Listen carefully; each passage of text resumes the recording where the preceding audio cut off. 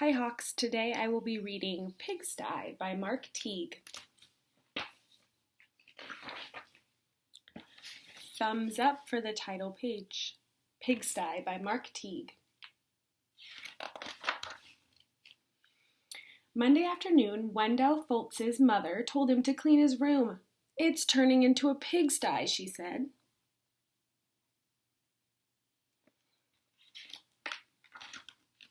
Wendell went upstairs. Much to his surprise, a large pig was sitting on his bed.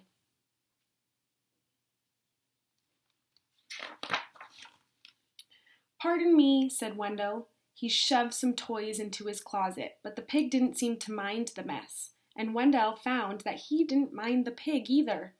He decided to take a break.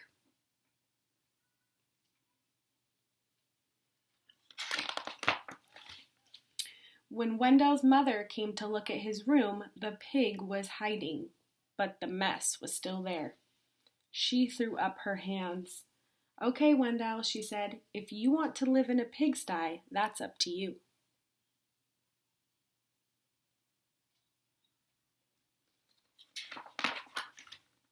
Wendell could hardly believe his luck. Now I can live however I want. He didn't even worry when he came home on Tuesday and found a second pig in his room. The mess had grown a bit worse, but he was able to jam most of it under his bed. "Pigs are all right," he said, "as long as it's only one or two."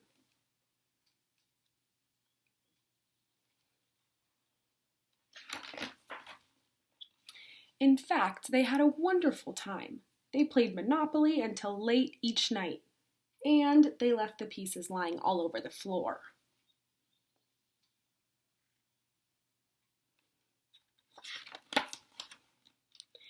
They had paper airplane wars and pillow fights. The bed became a trampoline.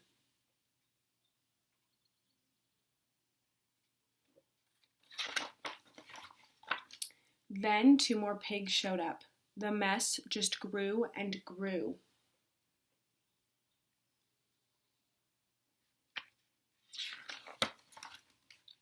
That night when Wendell went to bed, the pigs were lying everywhere. They rolled up in his blankets and hogged all his pillows too. Wendell told himself he didn't mind, but then he found hoof prints on his comic book.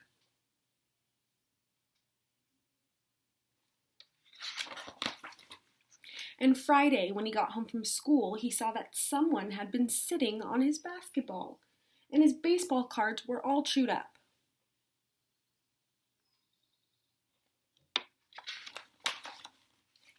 "That does it," said Wendell. "I've had enough." He ran downstairs to tell his mother. "Sorry," she said, "but your room is your responsibility," and she handed him a broom.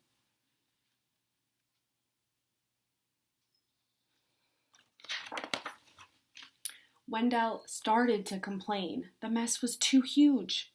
But suddenly he remembered a saying he'd heard that many hooves make light work.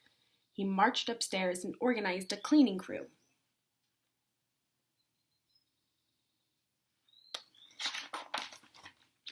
They swept and polished and scrubbed. Later that afternoon, Wendell inspected his room and pronounced it clean.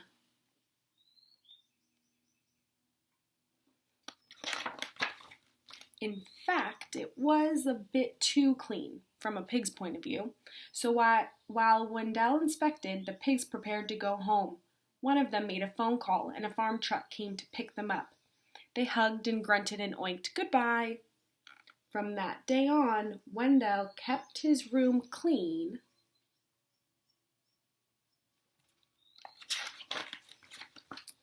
except for those nights when his friends came over to play Monopoly. The end. So this is a cute little story that I've always loved too, even when I was a kid, and it's just a nice reminder to not leave your room looking like a mess in a pigsty, especially because we're all home right now. I know it's so easy to make messes and leave them there. So help out your parents, be responsible, be kind, and clean up your messes.